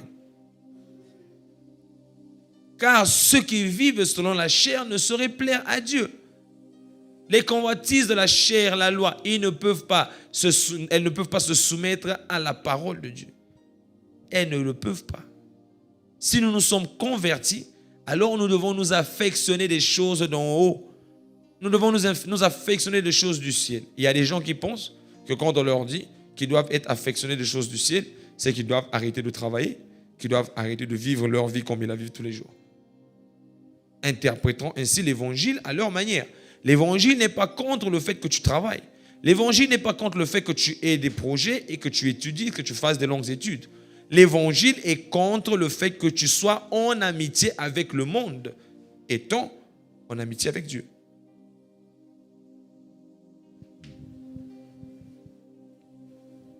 Voilà pourquoi je crois que tu peux être un bon chrétien et tu as un bon travail. Mais au centre de ta vie, c'est Christ. Tu dois avoir un baromètre qui t'aide à comprendre que non, je suis en train de m'éloigner assez de Christ. assez des activités que le Christ m'a demandé, il faut que je revienne à l'essentiel. Nous avons fait de nos travaux, de notre vie, de nos études, l'essentiel. Or, l'essentiel, c'est Dieu. L'essentiel, c'est la parole. L'essentiel, c'est Christ. C'est lui qui est le centre. Ce n'est même pas d'abord le ministère en soi. C'est Christ d'abord. Parce que si nous enlevons le ministère, si nous enlevons Christ dans le ministère est mort. Quand même il soit vivant. Quand même les âmes continuent à être gagnées. On ne sait pas, elles peuvent être gagnées par le fanatisme, par notre célébrité, par la beauté des choses que nous faisons. Mais est-ce que les âmes sont gagnées réellement par la parole? J'aime ce que Dieu fait dans les petites églises. Ce n'est pas parce que j'ai un problème avec les grandes églises, mais il y a un grand danger. Et j'en suis très conscient que si Dieu même faisait grandir cette église, qu'il y aura encore plus de problèmes qu'il y a aujourd'hui. Il est plus facile d'avoir une église plus petite, où les gens, quand ils sont convertis en vérité et en esprit. Parce qu'il n'y a rien d'autre qui les eût attirés si ce n'est Christ. Mais dans les grandes églises, il y a des gens qui sont attirés, pas par Christ, pas par la prédication, puisque même le pasteur, il y a des choses qu'il ne peut pas prêcher. Mais les gens sont attirés par autre chose, par le fait de dire que mon église, c'est tel nom, et c'est un nom qui est reconnu. Le fait de dire que mon pasteur, c'est tel pasteur, et c'est un nom qui est reconnu. Le fait de dire que mon église a 10 000 membres, et c'est une église reconnue. Le fait de dire que je fais partie de la communauté de telles personnes sur Instagram, ils ont tant de followers. Que chaque dimanche, je fais des snaps à l'église et il y a des gens qui me suivent maintenant parce que je fais partie de cette église-là. Et nous sommes dans le monde et dans le temps de la technologie. Les gens peuvent le nier, mais c'est ça la vérité. Parce que tu sais que le monde que tu fréquentes, il est influencé aussi par les réseaux sociaux et tu vas avoir beaucoup d'appui et d'acceptation des gens qui t'entourent. Et alors, notre repentance et notre conversion courent de très grands dangers dans une atmosphère pareille. Наше покаяние и наше обращение находится в проблемах. Потому что, знаете, я больше предпочитаю даже маленькие церкви, потому что люди могут покаяться словом, которое не слышали. И я понимаю, что и опасно для нас, если мы вырастем, мы станем большая церковь. Люди могут покаяться не потому, что они слово услышали и приняли слово. Они могут покаяться, потому что скажут, мой пастор зовут так. Церковь моя – это та церковь. И ты смотришь в Инстаграм, у них много подписчиков, в Ютубе много подписчиков. Это неплохо, это хорошо, но большая церковь имеет большие риски, что люди могут покаяться не по-настоящему. Сегодня мы это видим, мой пастор Таль, и в России также мы это видим. Они в России, но говорят, их пастор где-то там находится, потому что он очень известный. Они не каются и не обращаются по слову, которое они слышат, но они идут туда, потому что церковь большая, они чувствуют большая атмосфера, они могут там сторис сделать, и люди будут подписаться на их канале. Это век технологии, это все влияет на существование человека сегодня. Что я хожу в такую церковь, и люди за мной идут. Я хожу в такую церковь, и там я найду хороший муж, хорошая жена. И нету настоящего покаяния. Но тут апостол Павел говорит в Римлянам в послании, что мы не должны любить то, что есть от плоти, а любить то, что духовно. И что, если мы любим Бога, то мы должны стать врагами мира. А если ты любишь Бога, и также ты друг этого мира, где дух в тебе? И он говорит, те, кто живет по плоти, они не могут угождать Богу. Ceux qui vivent selon la chair ne sauraient plaire à Dieu. Romains 2 Corinthiens, le chapitre 5, le verset 17. 2 Коринфянам 5:17. En effet, si quelqu'un est en Christ, il est une nouvelle créature. Les choses anciennes sont passées. Voici, toutes choses sont devenues nouvelles. Lorsque nous lisons ce verset, nous avons tendance à l'interpréter que du bon côté. Je suis en Christ, la malédiction de ma famille, ça ne m'atteint pas. Je suis en Christ, les maladies de ma famille, ça ne m'atteint pas. Je suis en Christ, tout ce que le diable, les plans forgés contre moi seront nuls et sans effet. Nous avons oublié que dans l'épître là, il parle de la nouvelle naissance. Il parle des œuvres que nous faisons selon la foi. Si quelqu'un est en Christ, il est une nouvelle créature parce qu'il ne s'affectionne plus des choses du monde, mais il s'affectionne des choses de l'esprit. Ça veut dire qu'il a rejeté le monde, il a vomi le monde. Et il ne peut repartir à ses vomissements parce qu'il est une nouvelle créature. Jean le chapitre 3. Tu ne peux être sauvé si tu ne nais d'eau et d'esprit. La nouvelle créature qui est née d'eau et d'esprit ne peut plus repartir au vomissement et aux convoitises de la chair. Si quelqu'un est en Christ, il est une nouvelle créature. C'est-à-dire que cette personne ne peut plus vivre selon l'ancienne vie. Ici, nous voyons une conversion qui est imposée parce que tu es une nouvelle créature. Les choses anciennes sont passées. Mais si tes choses anciennes que tu faisais là ne sont pas passées, comment dirais-tu que tu es une nouvelle créature? Апостол Павел говорит, если человек во Христе, новое творение есть. Старое прошло, вот все теперь новое. Тут мы берем это слово и говорим, да, если я во Христе, проклятие моей жизни, моей семьи больше нету. Если я во Христе, все то, что дьявол против меня хотел, больше нету. Мы забываем, что это послание, он говорит именно о нашем рождении свыше. Как в Иоанна 3 говорится, если ты не родишься от воды и от духа, ты не можешь спастись. Что мы спасаемся через рождение свыше, и теперь мы новое творение. Старый образ жизни прошел, и теперь все новое. Если мы в тебе видим еще старый образ жизни, как мы можем говорить, что ты новое творение? Ты просто старое tворение. Tu es une ancienne créature qui s'est fait baptiser.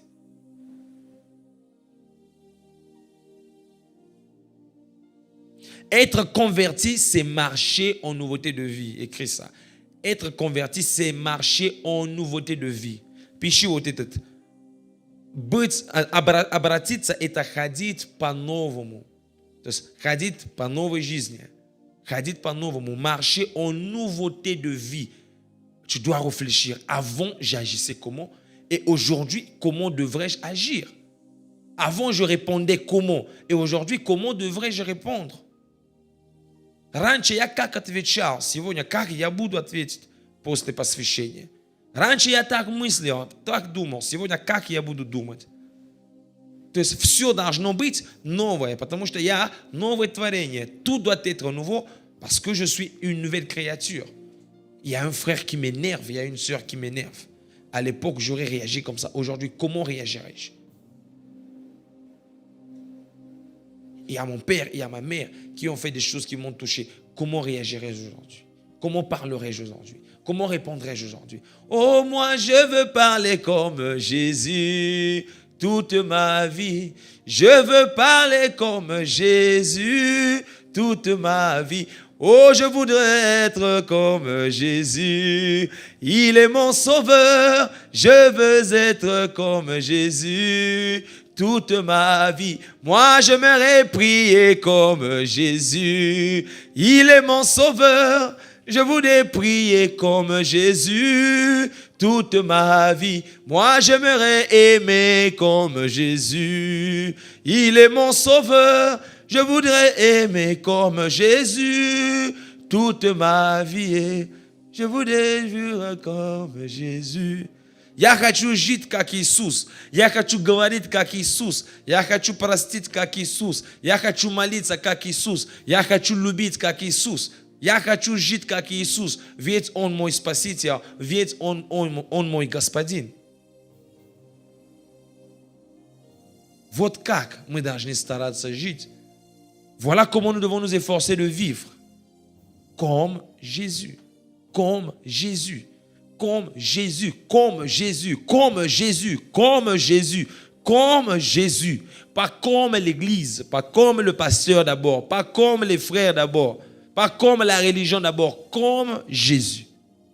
Lorsque tu te trouveras dans des situations compliquées, ne pense pas d'abord comment est-ce que le pasteur devrait agir. Non, Jésus d'abord. Comme Jésus. Jésus aurait agi comment? Et au travers du pasteur, s'il aurait agi de la même manière, alors je peux prendre la même décision.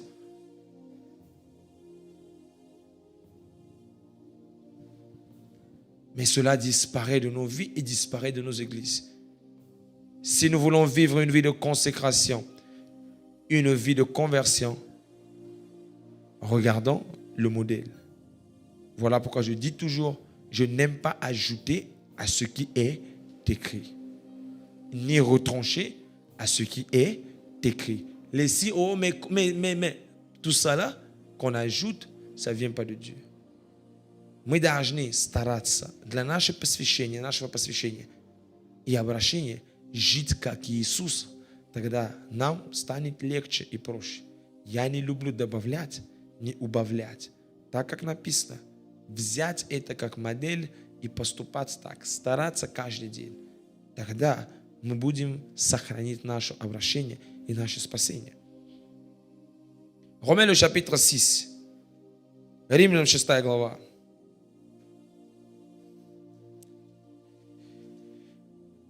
Que dirons-nous donc? Demeurions-nous dans le péché afin que la grâce abonde? Loin de là. Nous qui sommes morts au péché, comment vivrons-nous encore dans le péché? Ignorez-vous que nous tous qui avons été baptisés en Jésus-Christ, c'est en sa mort que nous avons été baptisés. Je reprends encore ici. Pas baptisés au nom du Père, du Fils et du Saint-Esprit. Baptisés en Jésus-Christ. C'est cela que disent les Écritures. Слово говорит, мы были крещены в Иисуса Христа, не в Отца, в Сыне, в Духом Святым. Просто подчеркиваю. 4 стих, le verset 4. Nous avons donc été ensevelis avec lui par le baptême en sa mort, afin que comme Christ est ressuscité des morts par la gloire du Père, de même nous aussi, nous marchions en nouveauté de vie. Также, чтобы мы ходили по-новому, en nouveauté de vie. Le verset 5. En effet, si nous sommes devenus une même plante avec lui par la conformité à sa mort, nous le serons aussi par la conformité à sa résurrection. Sachant que notre vieil homme a été crucifié avec lui, afin que le corps du péché fût détruit, pour que nous ne soyons plus esclaves du péché. Car celui qui est mort est libre du péché. Or, si nous sommes morts avec Christ, nous croyons aussi que nous vivrons aussi avec lui. Ici, l'apôtre Paul, il confirme cela, que le vieil homme, qui est la vieille personne, voilà, 2 Corinthiens 5, 17, c'est ça encore. Si quelqu'un est en Christ, il est une nouvelle créature. Les choses anciennes sont passées. Le vieil homme a été crucifié et un nouvel homme est né avec Christ. Ce nouvel homme doit vivre en nouveauté de vie. Вот тут объяснение, да, 2 Коринфянам, да, 5:17, здесь человек во Христе, он новое творение. Что старый человек был погребен во Христе и родился новый человек, который должен жить обращен, посвящен Богу. Une personne nouvelle qui naît, qui est consacrée à Dieu et la véritable consécration. Настоящее посвящение. 9 стих, le verset 9. Sachant que Christ est ressuscité des morts, ne meurt plus. La mort n'a plus de pouvoir sur lui, car il est mort et c'est pour le péché qu'il est mort une fois pour toutes. Il est revenu à la vie et c'est par Dieu qu'il vit. Ainsi vous-même, regardez-vous comme morts au péché et comme vivants par Dieu en Jésus-Christ. Que le péché ne règne donc point dans votre corps mortel et n'obéissez pas à ses convoitises. Ne livrez pas vos membres au péché comme des instruments d'iniquité, mais donnez-vous vous-même à Dieu comme étant vivant de mort que vous étiez, et offrez à Dieu vos membres comme des instruments de justice. Car le péché n'aura point de pouvoir sur vous, puisque vous êtes non sous la loi, mais sous la grâce. Quoi donc? Pécherions-nous parce que nous sommes non sous la loi, mais sous la grâce? Loin de là. Ne savez-vous pas qu'en vous livrant à quelqu'un comme esclave pour lui obéir, vous êtes esclave de celui à qui vous obéissez, soit du péché qui conduit à la mort, soit de l'obéissance qui conduit à la justice. Mais grâce soit rendue à Dieu de ce que, après avoir été esclave du péché, vous avez obéi de cœur à la règle de doctrine dans laquelle vous avez été instruits. Ayant été affranchis du péché, vous êtes devenus esclaves de la justice. Je parle à la manière des hommes à cause de la faiblesse de votre chair. De même donc que vous avez livré vos membres comme esclaves à l'impureté et à l'iniquité pour arriver à l'iniquité. Ainsi maintenant livrez vos corps ou vos membres comme esclaves à la justice pour arriver à la sainteté. Car lorsque vous étiez esclaves du péché, vous étiez libres à l'égard de la justice. Quels fruits portiez-vous alors? Des fruits dont vous rougissez aujourd'hui. Car la fin de ces choses, c'est la mort. Mais maintenant, étant affranchis du péché et devenus esclaves de Dieu, vous avez pour fruit la sainteté et pour fin la vie éternelle. Car le salaire du péché, c'est la mort, mais le don gratuit de Dieu, c'est la vie éternelle en Jésus-Christ notre Seigneur. Amen. Voilà ce que dit l'Évangile, mon frère. Tout ça, c'est la conversion. Quand vous lisez des versets comme ça, il faut comprendre qu'on ne parle pas que de la repentance. Ici, on parle de la conversion, du nouvel homme qui est né. Когда вы читаете эти местописания, вы должны понимать, что речь идет об обращении. Новый человек, который родился, и как он должен жить.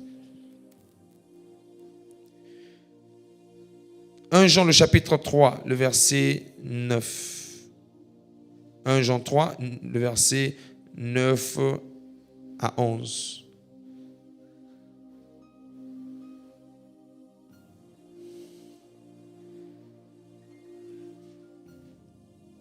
La Bible déclare que ceci. Quiconque est né de Dieu ne pratique pas le péché, parce que la sémence de Dieu demeure en lui. Et il ne peut pécher, parce qu'il est né de Dieu. Car c'est par là que se font reconnaître les enfants de Dieu et les enfants du diable. Quiconque ne pratique pas la justice n'est pas de Dieu, non plus que celui qui n'aime pas son prochain.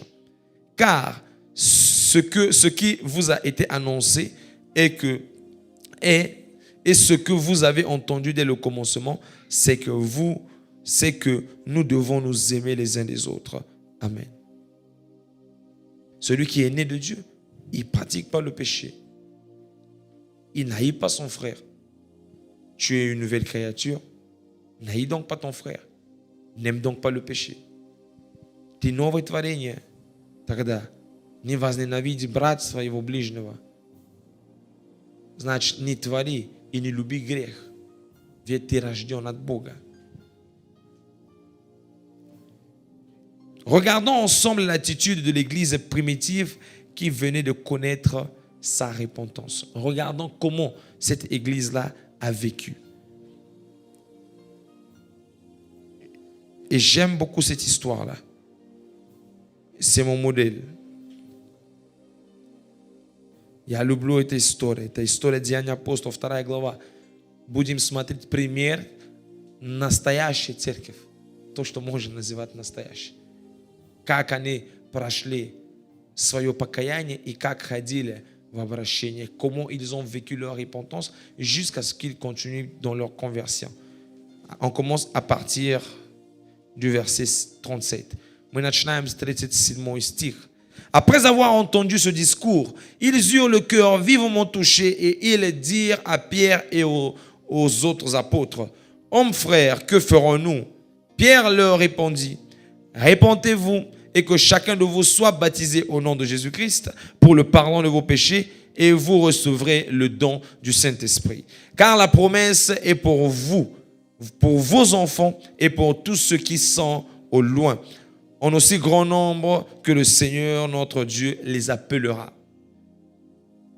Et par plusieurs autres paroles, il les conjurait et les exhortait, disant, « Sauvez-vous de cette génération perverse. » Ceux qui acceptèrent sa parole furent baptisés, et en ce jour-là, le nombre des disciples s'augmenta d'environ 3000 âmes. Ils persévéraient dans l'enseignement des apôtres, dans la communion fraternelle, dans la fraction du pain et dans les prières. La crainte s'emparait de chacun et il se faisait beaucoup de prodiges et de miracles par les mains des apôtres. Tous ceux qui croyaient étaient dans le même lieu et ils avaient tout en commun. Ils vendaient leurs propriétés et leurs biens et ils ont partagé le produit entre tous selon les besoins de chacun. Ils étaient chaque jour tous ensemble assidus au temple. Ils rompaient le pain dans les maisons et prenaient leur nourriture avec joie et simplicité de cœur, louant Dieu et trouvant grâce auprès de tout le peuple. et le Seigneur ajoutait chaque jour à l'église ceux qui étaient sauvés. Regardez l'attitude de la première église. Ils ont eu le cœur touché. Ils se sont repentis. Ils ont dit, que ferons-nous? Ces questions-là, nous ne les avons plus aujourd'hui. Pasteur, j'ai entendu la prédication. Que dois-je faire? Il n'y a plus ça. Oh, moi-même, je vais aller prier à la maison. Oh, moi-même, je vais aller chercher. Il va me parler. Viens demander à l'homme que Dieu a déposé pour conduire ta vie. Pasteur, que dois-je faire? Toi, tes solutions, tu les trouves sur YouTube. Ça, je cesse de dire aux gens à qui Dieu a donné un pasteur, ils continuent à chercher leur modèle et leurs réponses sur YouTube. Celui qui te prêche la parole, il est ici. Voilà pourquoi ça ne marche pas. Toi, tu as acheté un téléphone en Amérique, tu utilises ça en Russie, mais tu penses que quand tu vas vendre ça comme un téléphone iPhone américain. Russe, c'est iPhone américain, du Chevrolet. Tu vas vendre ça plus moins cher. Oh, mon frère, que ferons-nous? Les pasteurs, ils sont ici à l'église. Viens demander, que ferai-je? J'ai entendu la prédication. Que ferai-je? Вот этот вопрос мы больше не слышим в нашей церкви. О, муж, братья, что нам делать? Вы слышите проповеди в церкви? Пастор говорит. Мало, я не слушаю такой. О, пастор, я услышал проповеди. Что мне делать? Ты ищешь свои ответы на Ютубе. Ты ищешь свои ответы с другим пастором. С пастором Джесения. С пастором лидер. Con el ángel ñato. Ahí es de que tú buscas tus respuestas. Вот там твои ответы. Да, я услышал проповеди, но я также посмотрю на Ютубе, как это так. А можно так? Бог дал тебе пастор здесь, Он говорит для тебя. И хуже, если ты служитель, вместо того, чтобы спросить у пастора, ты же служишь здесь. Ты на Ютубе идешь и спрашиваешь. О, мужи, братья, что нам сделать? Мы услышали слово, что нам сделать? Вот простота сердца. Даже в этом мы можем понимать, что мы не простые. Rien qu'avec ça, on peut comprendre que nous n'avons pas une sincérité de cœur, une simplicité de cœur. Il y a des choses que je n'arrive pas à faire. Et je n'arrive pas à demander de l'aide. Je continue à cacher ce péché. Je continue à cacher ces transgressions. Je continue à cacher ces faiblesses-là. Ouvre-les, dis ça, que je n'arrive pas. Moi, je n'arrive pas à prier la nuit. Ça, je ne peux plus. Demande de l'aide. Проси о помощи. Я не могу молиться больше ночью. Я не могу больше читать Библию. Проси помощь. Первая церковь вот так жила. Каждый день они были на домашней группе в церкви. Каждый день. Но они тоже были не бедными. Вот как? Как? Библия говорит, что в первой церкви не было бедных. Если вы знаете местописание, покажите. La Bible déclare, la vôtre aussi que vous lisez, que dans l'église primitive, il n'y avait pas de pauvres. Ça veut dire que même votre église, là où vous priez beaucoup, vous priez moins et vous travaillez beaucoup parce qu'il y a des gens qui sont dépourvus d'intelligence, qui pensent que quand tu pries beaucoup, ta vie ne va pas changer. Que ce n'est pas Dieu qui va résoudre tes problèmes. Donc, eux, ils ont un problème avec Dieu. Oh, sur la terre, ici, nous sommes 7 milliards. Donc, s'il y a 2 milliards de chrétiens, donc vous, les 6 milliards qui vous restent là, ça ne vous convient pas pour pouvoir arranger le monde. Vous avez seulement besoin de 2 milliards là, qui prient chaque jour. C'est quelle histoire ça? Oh, les chrétiens, vous faites beaucoup de bruit. Oh, vous, quand vous faites les bruits dans les nightclubs, la nuit, quand les vrais gens dorment, parce qu'ils doivent faire reposer leur cerveau, les vraies personnes dorment. Mais vous, la nuit, là, vous êtes dans les nightclubs. Vous faites le bruit. Vos bars, là, est-ce qu'on vous a déjà dit qu'on doit fermer vos bars et vos caves que vous avez étalées sur toutes les avenues? On vous a déjà dit ça. On fermer les églises qui font beaucoup de bruit. Comment sur une église, il peut y avoir 10 églises, il y aura encore 20 églises sur une avenue. Vous, si vous ouvrez les caves, vous ne voyez pas quelque chose qui ne va pas. Oh, il prie beaucoup. Ça vous fait mal? Oh oui, ça veut dire que ça vous touche. Et on va encore prier. Quand vous allez diminuer le nombre de boîtes de nuit, nous, on va diminuer le nombre des églises. Parce qu'on augmente, parce qu'il y a trop de gens qui vont dans les boîtes. Et il y a des chrétiens aussi qui sont dépourvus d'intelligence. Oh oui, ça là, sambila. Comme on dit chez nous, sambila et puis travail. Prie d'abord, prie aussi beaucoup. Mais quand tu finis ta prière, travaille. C'est pas compliqué de pouvoir être chaque jour dans la présence de Dieu et de travailler. C'est pas difficile. Это не так сложно каждый день быть в присутствии Божьем и работать. Мир говорит, почему вы много молитесь, и ваша жизнь не меняется. Я говорю, на этом мире, да, я предполагаю, давно я не читал, 7 миллиардов. 2 миллиарда, допустим, верующие, христиане. Они молятся каждый день, но осталось это 4 миллиарда. То есть вам мешает прямо вот эти 2 миллиарда, чтобы 6 миллиардов они молили, они делали то, что хотят. Вы хотите, чтобы закрывали церкви. А найт-клуб, эти ночные клубы, которые ночь так бомбят, делают много шума, их почему не закрывать? Особо в Конго, в Африке.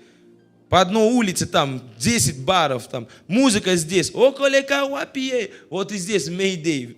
Везде музыка. Пиво пьют люди. Это почему не закрывать? Почему церковь надо закрывать? Они поклоняются своему Богу в ночные клубы, им ничего не надо делать. А мы поклоняемся Богу нашему, да? Хотят, чтобы нам сделали плохо. Et il y a des gens qui boivent la bière chaque jour. Chaque jour que Dieu a créé, ils boivent la bière et ils sont dans les bars. On leur interdit. Maintenant, toi, chrétien, qui a dit que tu es consacré à Dieu, tu as tant du mal de venir chaque jour à l'église. И ты верующий человек, который говоришь, я посвящен. Для тебя проблема приходить каждый день в церковь. На 2-3 часа. Pour 2-3 heures, venir à l'église. Ce n'est pas toute ta journée que tu perds à l'église. Si on vous gardait ici, par exemple, du matin au soir, oui. Là, moi, je suis contre. Ça, c'est exagéré. Если бы нас закрывали здесь с утра до вечера, я бы сам сказал нет. Что такой Бог как? Quel est ce Dieu-là qui veut qu'on soit toute la journée là? Vous voyez? Mais ils persévéraient dans les enseignements, dans la fraction du pain, dans la communion, dans la prière. Ils avaient une nouvelle vie. Et il n'y avait pas d'indigents. Mais chez nous, on a des indigents. В первой церковь не было никакого бедного человека. Не было. Не было бедного. Не было. Но в нашей сегодня, смотрите, сколько бедных. Много. Ты посмотришь, один очень красивая, крутая машина, а другой пешком. У него ничего нету. Даже на проезда нету. В первой церковь так не было. У них была настоящая любовь. Можно было это видеть. La première église avait un vrai et véritable amour. Chez nous, dans nos églises aujourd'hui, tu vois quelqu'un qui vient dans sa Mercedes, qui a acheté à beaucoup de millions, et un frère qui n'a même pas le transport. On pense que c'est normal. Chacun pour tous, Dieu pour tous. Mais on veut juger la première église, là. On doit travailler sur notre vie et on doit travailler sur notre église. Le désir que j'ai, moi, de l'église, c'est l'église primitive. C'est comme ça que nous allons recommencer à voir la manifestation de gros miracles au milieu du peuple de Dieu. Nous allons commencer à voir comment Dieu va ouvrir le ciel. Tout ce que nous vivons maintenant, là, c'est encore rien. Ce n'est pas comparé à ce que les apôtres ont fait. L'apôtre Paul, je vous donnerai les versets. Oh, dans le chapitre 19 des Actes des Apôtres, on prenait des mouchoirs, on collait sous le corps de l'apôtre Paul pour appliquer sur les malades. Et les malades étaient guéris. Ce n'est pas aujourd'hui, hein, où toi tu prends le mouchoir, tu commences à faire sous les gens. Non. Les gens sont malades, on vient prendre ton corps là, on t'attrape. On met sous ton corps là et on va mettre sous les malades. Et les malades sont guéris. Quelle dimension. Раньше апостол Павел, Евангелие, Деяния апостолов, 19 глава. Люди брали какие-то вещи и прикасались к телу апостола Павла. И они именно возлагали это на больных, и они исцелялись. Какое помазание. Когда мы будем стараться жить в этом посвящении и обращении, тогда Бог будет проявлять больше чудеса, как Он делал это в первой церкви. Мы будем свидетели этого. Он может это сделать. Он тот же вчера, сегодня и вовек. Il est le même hier, aujourd'hui et éternellement. Il peut le faire. Mais est-ce que nous sommes prêts de vivre dans cette dimension de consécration et de conversion? Je te donne les versets que tu pourras lire à la maison concernant aussi la conversion. Я дам тебе местописание, которое ты можешь прочитать дома. Acte le chapitre 11, le verset 21. Деяния 11, 21. Acte 11, 21. Деяния 11, 21. Acte 15, le verset 3. Деяния 15, 3 стих. Деяния 15:3. Actes des apôtres 26, 18 à 20. Acte 26, 18 à 20. Деяния 26, 18 по 20. Acte des apôtres 19, 18 à 20. Acte 19, 18 à 20. Деяния апостолов 19, 18 по 20 стих. Lis cela et médite cela et désire manifester un fruit digne de la repentance. Читай это и ищи это. И ищи творить достойный плод покаяния. Tu vas incliner ta tête. Père éternel, je te célèbre, je te loue. Yahweh, je te remercie pour ce moment, pour ta parole. Je te bénis parce que tu nous ouvres l'intelligence pour que nous connaissions la vérité de la parole. Merci pour la repentance. Merci pour la consécration qui se fait accompagner de notre œuvre de conversion. Je prie afin que nous puissions produire un fruit digne de la repentance. Que lorsque le monde nous regarde, qu'ils disent que oui, notre repentance est digne car notre fruit de vie est digne aussi. Car nous ne marchons pas selon la puissance de l'air et du prince de ce monde, mais nous marchons selon la pensée de Dieu. Seigneur, nous sommes ceux qui renouvellent leur intelligence, qui ne se conforment pas au siècle présent pour marcher selon les idoles, mais qui sont poussés par le renouvellement de l'intelligence, discernant ce qui est bon et agréable à Dieu. Que nous soyons comme Enoch qui, avant d'être enlevé, reçurent le témoignage agréable de sa foi. Que nous aussi, nous recevions le témoignage de notre foi et que nous soyons enlevés avec toi. Car nous savons que la plus grande expérience de l'homme et du chrétien sur la terre est de vivre l'enlèvement. Voilà pourquoi tu nous as donné ton esprit par lequel nous patientons et nous attendons, nous espérons de tout cœur ta venue. Tu nous as donné ton esprit comme des arts, comme un gage du salut et de la justification.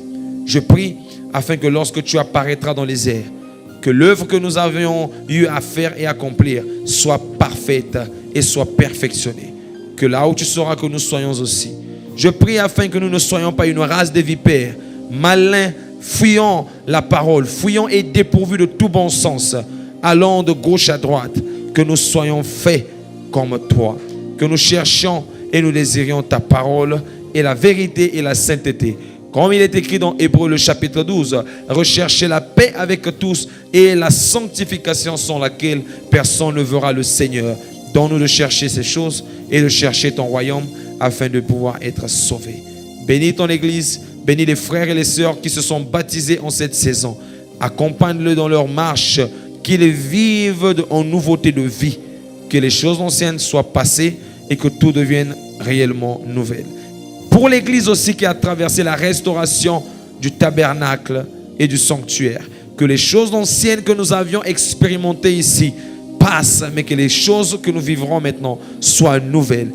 Place à la nouvelle dimension, place à la nouvelle dispensation, place à la nouvelle grâce, place à la nouvelle bénédiction que tu nous donnes. Nous attendons ces choses et nous voulons les vivre. Que toute la gloire, l'honneur et la puissance te soient rendues. À toi, notre seul et vrai Dieu, en qui se trouve notre salut et notre vie. La gloire, l'honneur, la puissance pour les siècles et des siècles. Amen, amen, amen. On acclame le Seigneur. Воздаем славу Господу нашему. Amen. Que Dieu te bénisse, mon frère et ma soeur. Toi qui as été connecté, qui as suivi le message, n'hésite pas de nous contacter si tu as des questions. Shalom, que Dieu te bénisse. Alléluia.